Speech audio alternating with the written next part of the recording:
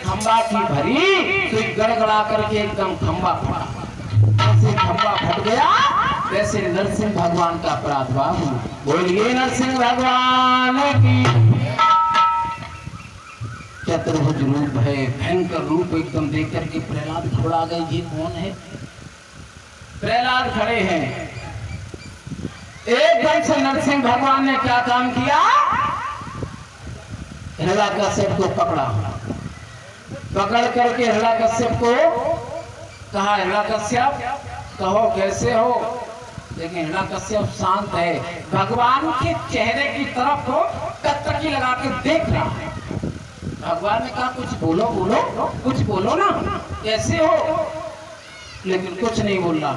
लेकिन भगवान ने कहा हिरण्यकश्यप तुमने वरदान मांगे थे, भीतर न मरूं, बाहर न मरूं, ऊपर न मरूं, नीचे न मरूं, घर से न मरूं, पथ से न मरूं, वरदान तुमने मांगे थे ना। लेकिन हिरण्यकश्यप आज तुम मारे जाओगे। भगवान ने उठा करके अपनी और जंघाओं पर रख लिया। भीतर ना था बाहर ना था,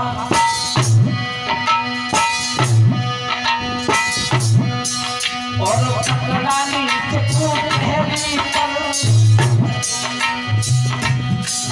ऊपर न रहा नीचे न रहा, ले लिया दुष्ट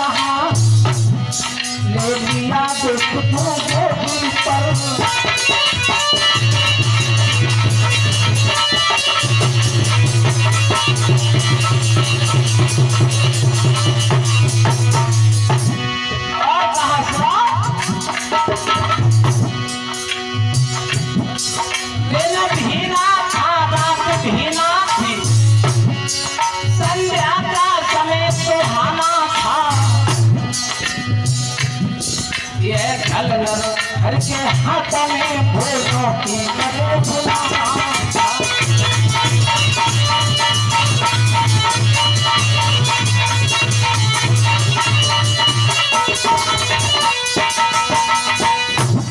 आज जैसे पकड़ा 12 महीनों की गणना बताई कि 12 महीनों की गणना में ना मरूं।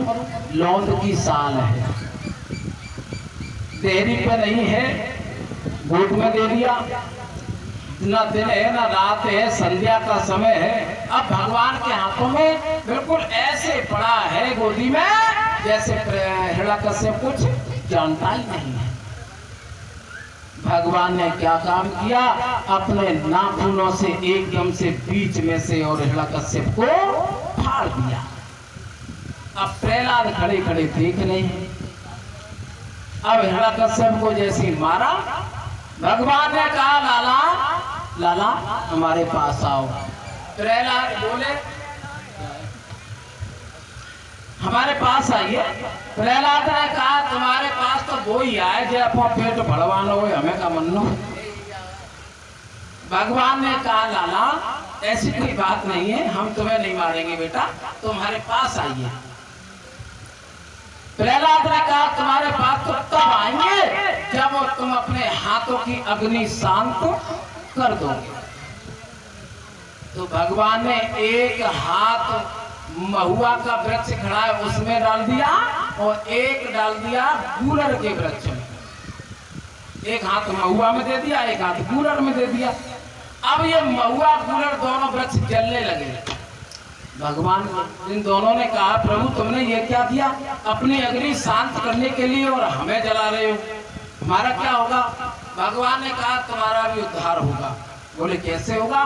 कि कोई भी प्राणी अगर गंगा जी स्नान करके आएगा, तीर्थ से घूमकर आएगा और तुम्हारे नीचे से निकल जाए तो सारी शीतलता सारी पवित्रता और तुम्हारे ऊपर आ जाएगी, उसका सब दान पुण्य बेकार।